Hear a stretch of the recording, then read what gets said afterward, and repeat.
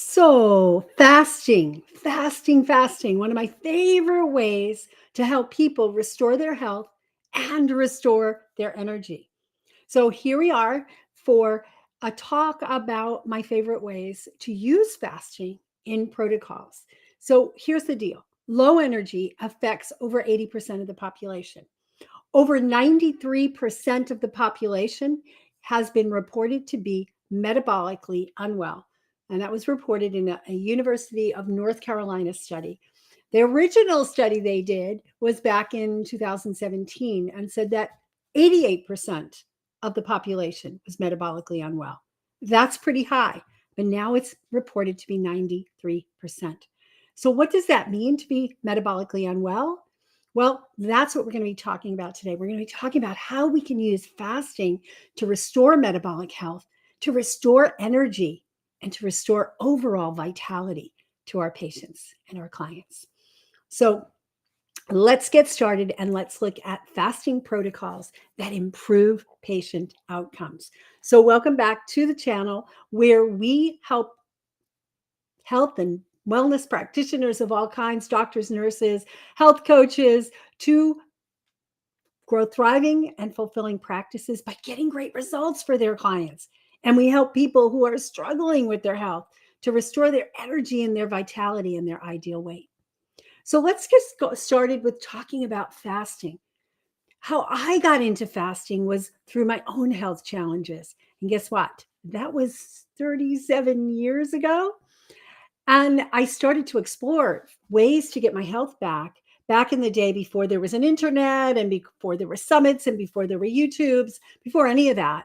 And the only way you could learn was if your doctor wasn't getting you results, you had to go to the library and get books out. Wow, what a novel concept, right? So I started researching on how can I get my health back? I was struggling with fatigue, but I didn't know I was struggling with fatigue because I just drank 10 cups of black tea or Coke or something like that all day to keep me awake. I didn't realize it was fatigue. I had brain fog like you wouldn't believe. I couldn't even keep track of people's names. And here I was, the valedictorian of my class in high school and in the top percentile in my class in college. Yet I suddenly found myself grasping for words and not having the energy to do what I really wanted to be doing with my life. And then I started to develop other problems like stomach problems and sinus problems. And I just kept going from doctor to doctor, specialist to specialist, and nobody could help me. And finally, I asked the magic question, could it be my diet? And they all laughed at me. And of course, I'm a rebel. So I went out just to prove them wrong and get myself well. And I did. I did. And the way I did, not just through nutrition. Yes, I learned about nutrition. Yes, I learned about eating a non toxic diet. Yes, I learned about foods that support me and food allergies and all that. But what really turned the trick for me was fasting. And you may be thinking, how does fasting help you to provide energy? Like, seriously, like fasting, you're depleting yourself, right? You're taking away your energy source, your food. And in reality, fasting helps with energy. So, I'm going to talk to you today about some of the ways that fasting can be used, protocols that use fasting to help people restore energy. And back in the day, when I first learned about fasting, it was like, okay, you fast. You just go without food for multiple days. You just drink water. And that's what I did. I honestly went for 28 days on pure water, 28 days. And people thought I was crazy. When I mentioned that that's what I did, they thought I was anorexic. My family started giving me resources to read about anorexia. So they thought I had an eating disorder. But the thing was, I fasted and I cleansed my body of all the garbage that I'd been accumulating over the last 28 years. And I suddenly felt good. I suddenly felt good for the first time, I realized, in a very, very long time. And I was so excited by it that I just wanted to share this with everybody in the world. I wanted to go back to school, and I did. I quit my job, very well paying job in the computer field back then, and I went back to school. And I thought I was going to learn all about fasting and all kinds of healing processes. So it didn't quite happen that way, but I managed to learn. I managed to seek out the information. And over the course of the last 37 years, since my first fast, which was in 1985, I have probably fasted 400 days. You might be thinking, oh my God, that's over a year. Yes, it's true.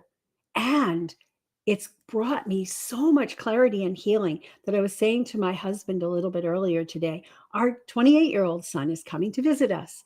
And I said, I can't even relate to being old enough to have a 28-year-old son. I feel like I'm 35 and I live every day that way, feeling like I'm 35, feeling the energy and vitality. And it's through living a fasting lifestyle. Now, I only did that fast, the 28-day fast once. And I'm not telling you to go out and recommend that your patients do a 28-day water fast. Although for some of them, it's the solution. And you want to send them to a retreat center where they do that and they know what they're doing. But fasting, there's so many different ways to fast. So let's get started with talking about the various ways to fast. So there's the extended fast, like I just mentioned, 28 days. I know people have done 35 days and 40 days. And yes, we are talking consecutive days without food. I once guided a man through a 28-day fast because he heard that that's what I did and he wanted to cure himself. And I reluctantly worked with him and made sure we were working with his doctor because he was on medication. He was on insulin, he was on metformin, and he was on a blood pressure medication. And we worked with the doctor. The doctor said, "Whoa, what are you doing?" But okay, here's how to slowly decrease the insulin levels. So he did, and he slowly decreased it. And by 2 weeks in, he was off insulin. Okay. By 3 weeks in, he was off the metformin as well. And by 4 weeks in, he was off all his medication. He lost 40 something pounds. He looked amazing. He felt amazing. His diabetes, his type 2 diabetes, was for all intents and purposes gone. Now, some people say, well, you can't really help people to reverse their diabetes because as soon as they go back off what you put them on and start eating normally again, they're going to have the symptoms come back. And that's totally true. I mean, obviously, you can't continue a water fast indefinitely, but the way I taught him to eat could maintain his lack of diabetes long term. It's the same thing. If you fall and break your leg, or hit it over the leg with a baseball bat and you break it and it heals, you can't say it wasn't healed because if you hit it again and fall again the same way, you might break it again. Same thing with diabetes. So this isn't about diabetes. We'll do another video on diabetes. This is about fasting and the healing power. But I told you that story because I want you to see how amazing the healing powers are of fasting. So that's a long fast. Okay, that's a long fast. And you don't want to do a long fast or have your patients do a long fast if you are not monitoring them, if you're not supervising them, if you're not in a position where you can actually keep track of them, right? And know that they're okay. Because there's a lot of things that can go wrong. And that's why I went to a place where they monitored me. There are places like that. There's True North in Northern California, and there's a couple of other places around the country here in the US where you can send people. And you can work with the practitioners there. If you're a practitioner and you want to work with them, they'll work with you on their patient. So fasting, long-term fasting, but who's going to do that, right? This small percentage of people can do it or are willing to do it. And both of those are equally important. Some aren't going to be willing to do it because it's too hard.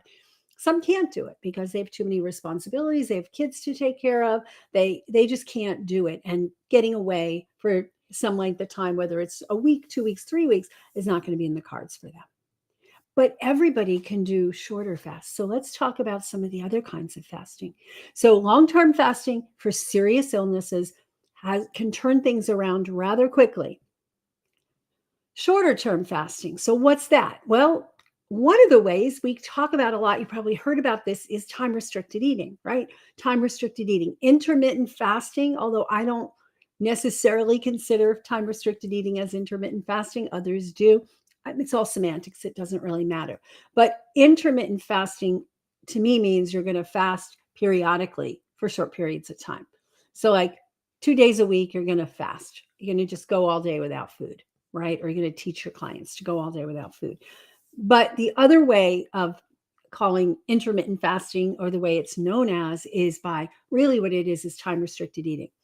Like you fast every day. We all fast every day, right? Most of us. Some people eat in the middle of the night, but usually you go to bed at a certain hour, you finish your dinner, you go to bed, and you don't eat again until the morning. That's the typical cycle, right? And ideally, there's at least 12 hours between the dinner and breakfast. And that's not hard to do. You can eat your dinner at 7 o'clock at night, and you can eat breakfast again at 7 o'clock in the morning. So that's pretty straightforward. Although for some people, they don't do it that way. So your first thing would be to help people to do at least a 12-hour overnight fast.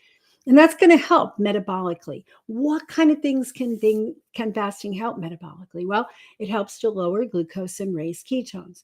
12 hours, a little bit, right? 16 hours, a lot more. 17 or 18 hours, now you're really into a condition or a situation called autophagy. Autophagy is the state where the body is gobbling up its garbage, basically. It's gobbling up its garbage cells, getting rid of them, and using them as fuel. So not just gobbling them up and getting rid of them, but using them as fuel. And that's called autophagy. And in the state of autophagy, we have a higher level of ketones and a lower level of blood sugar. And there's a ratio that you can calculate, the glucose ketone index, to see how far into autophagy a person is. And there's Keto Mojo site has a really nice chart on that. Like you could see, measure the ketones. So you take the ketones and you convert the glucose, the standard, the American units, right, which are high numbers like 95 or 85 or 100, into the standard international units, which are it's more like 5 to 6 is kind of the range, or 4.8 to 6.2 or something like that. So we're looking at the ability of fasting to lower blood sugar, to lower insulin levels. And we know how important it is to keep insulin levels at a low number. Not so low that we're not producing any, right? That's type 1 diabetes or latent autoimmune adult diabetes, or diabetes of adulthood, where there's antibodies and it's attacking the pancreas or attacking the insulin, and we just don't have enough. Or in the late stages of type 2 diabetes, where a person's pancreas is just so worn out that they can't make insulin anymore. So no, we're not talking that low. But ideally, if you're measuring, which you should be on every single patient and client that you are working with, everybody should have a fasting insulin tested. And that fasting insulin should be somewhere between 2 and 5. The closer to 2, the better. But if it's 2 and they're having weird symptoms, I oftentimes then ask them to do a postprandial insulin, right? So fasting insulin is low. It should be low, right? There's no food in the system. Why do we need insulin when there's no food in the system? And that's the beauty of fasting. When there's no food in the system, we don't need insulin. So the insulin levels go down.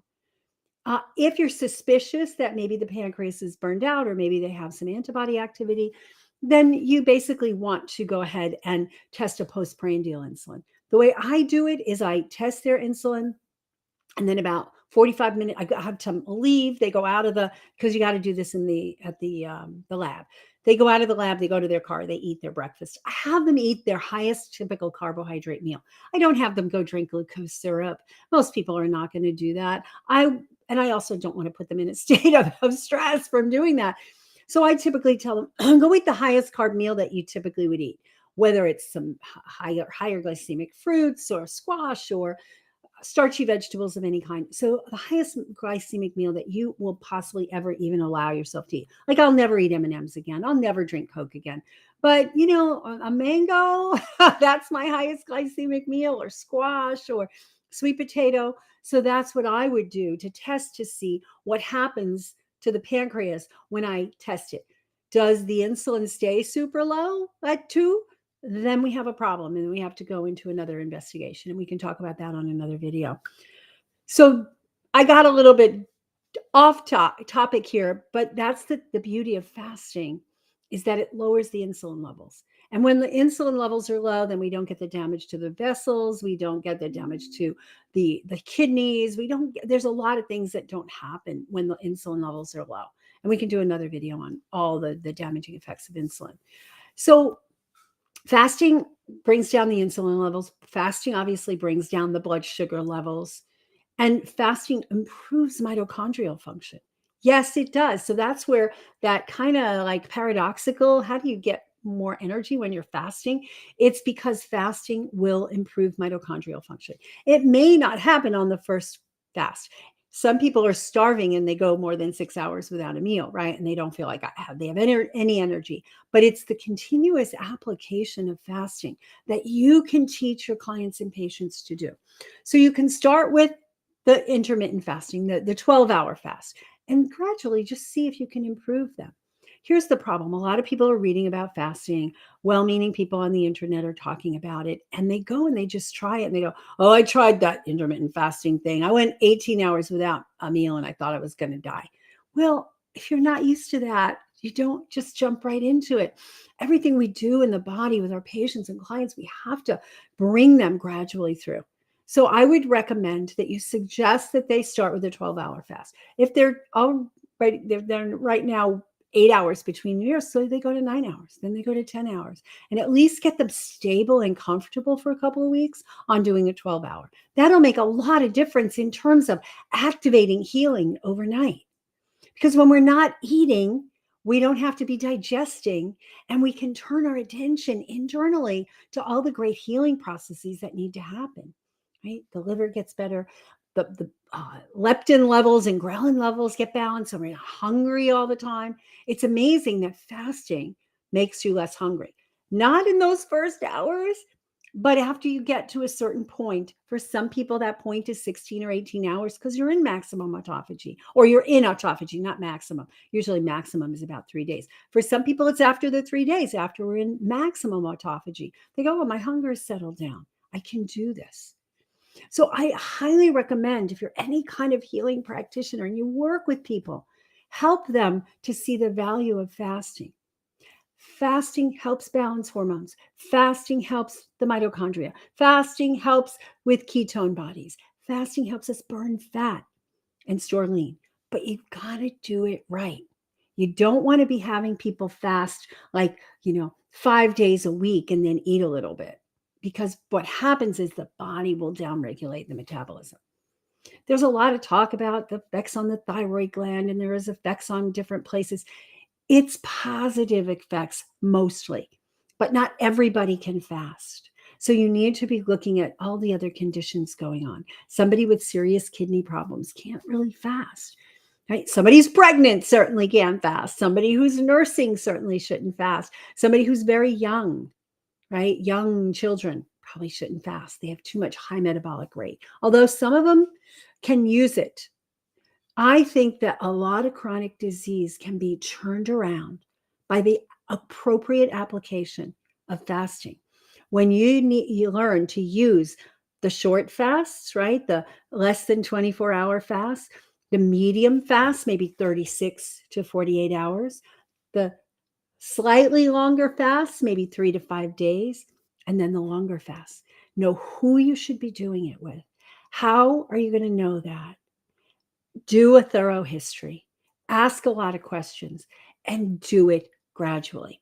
So for me, what I've adopted for myself is pretty much every day, I do anywhere from a 15 to an 18, sometimes 20-hour fast. I try to do a 24 to 36-hour fast a couple of times a month. Don't always, but that's my goal. And then the 5-day fast, one year I did them every month, almost every month. I did 10 of them in 1 year. I think that was in 2019. And then I realized that my body felt depleted from that I like actually couldn't do it. But I think I needed to do it to get my body toned. And now I do those 5-day fasts maybe twice a year. You can do them quarterly. You make that decision based on what you know about your patient, about your client, about how much weight they have extra on them. You don't want to fast somebody who's super skinny, but you want to get the benefits of fasting. And there are ways to do that.